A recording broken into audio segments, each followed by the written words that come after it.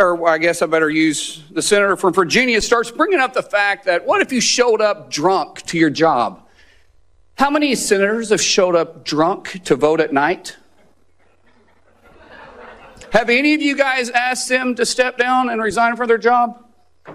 And don't tell me you haven't seen it, because I know you have. And then how many senators do you know have got a divorce before cheating on their wives?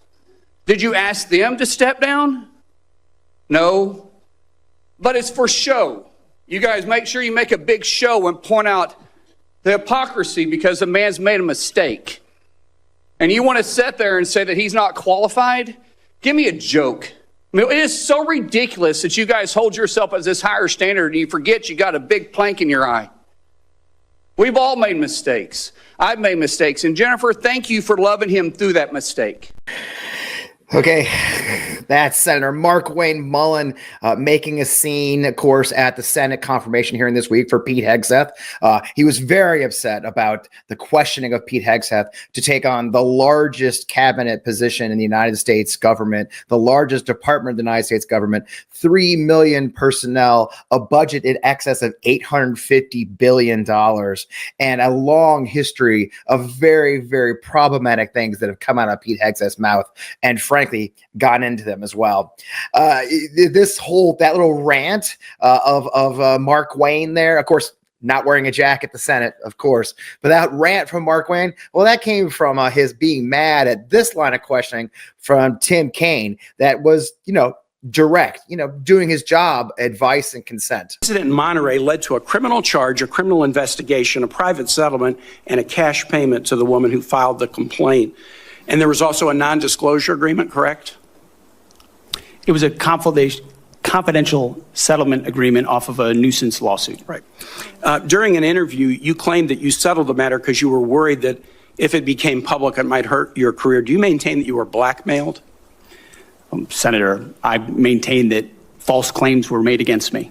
And ultimately, your attorney those used false the claims, frame, I have the opportunity to attest my innocence in those false claims. But you didn't reveal any of this to President Trump or the transition team as they were considering you to be nominated for Secretary of Defense. You didn't reveal the action. You didn't reveal the criminal complaint. You didn't reveal the criminal investigation. You didn't reveal the settlement. You didn't reveal the cash payment. Why didn't you inform the commander-in-chief and the transition team of this very relevant event?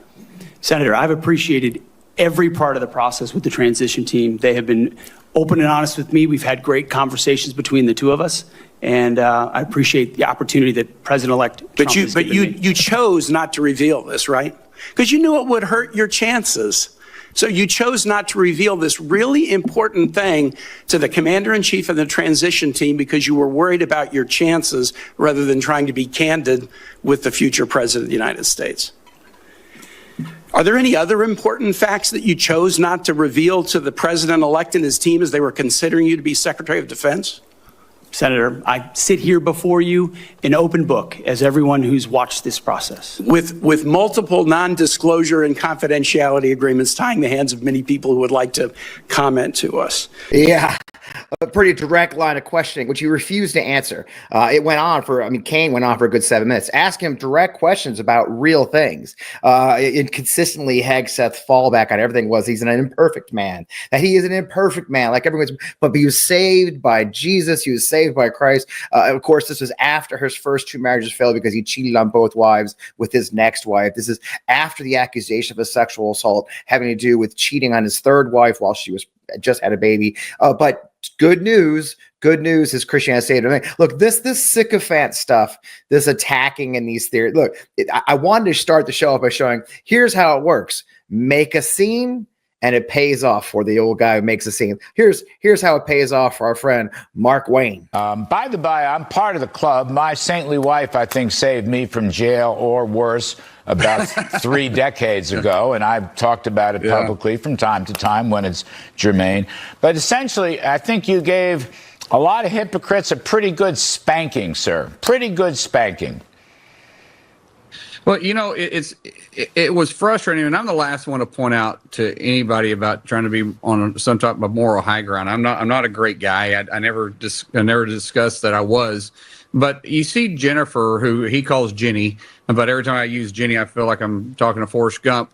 But you see Jennifer that's sitting behind him that is watching her husband, that she knows the faults that he had, but she loved him through it. And yet they've been able to work out their differences, and they've been together, and they got a 7-year-old child together, and they truly love each other. Sitting, watching her husband get just absolutely assassinated from individuals that are no better than any of us. But are they no better? I mean, and the thing is, they're senators. They were elected to those positions. They're not being hired to run the highest position in the entire United States military. I mean, the whole thing is just ridiculous. And you love Kudlow with loving it. You really showed them, didn't you? I mean, look, there's more. This is high payoff stuff when you do this stuff. I'm not. I'm the least moral person probably in that room. It's just that if you're going to hold Pete Hegseth and say he's not qualified because of some moral issues he may have had in his past, which we've all had a past, and thank God we've had a past, because it gives us an opportunity to learn from our mistakes and move forward. But if you're going to hold him to that standard, then you need to hold your own colleagues at the standard, and they're not. And that's what's frustrating about it. When Senator and staff, that's right. But when Senator Kaine was going out there and really belittling Pete in front of his wife about his past, it was so. Here's the thing, though. He was making clear, Kaine's point was a good one. The fact is that Pete Hegseth entered into this non-disclosure agreement, this settlement agreement with this woman that he had what he says was consensual. Fine. Okay. Let's concede maybe it was a consensual sexual relationship with this woman. But he did this agreement. He did this contract. He paid her and her husband money to keep it quiet because he was afraid he would lose his job. He was afraid he would lose his job at Fox News.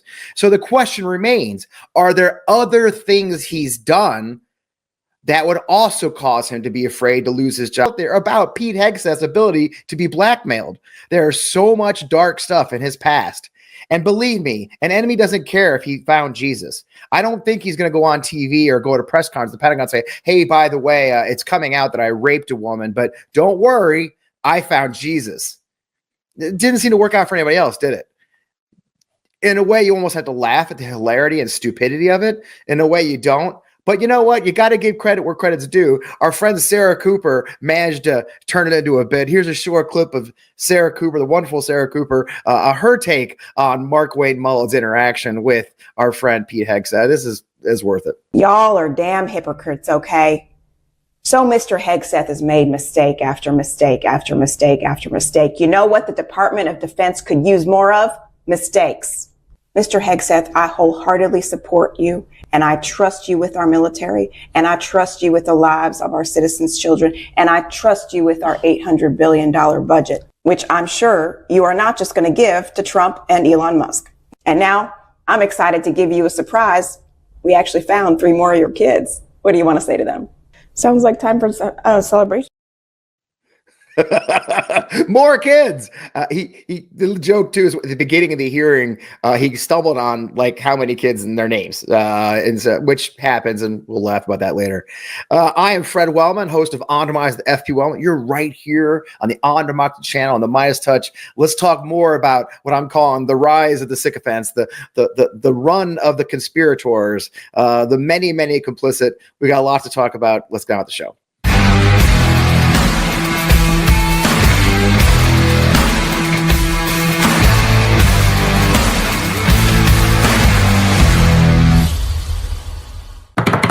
We are here. We are back. Welcome. It's so good to see you guys here. I always love seeing you. I hope you'll leave a comment, reply to the video, subscribe to the Midas Touch Network, subscribe to On Democracy channel. It's on perform at inauguration related ceremonies and events.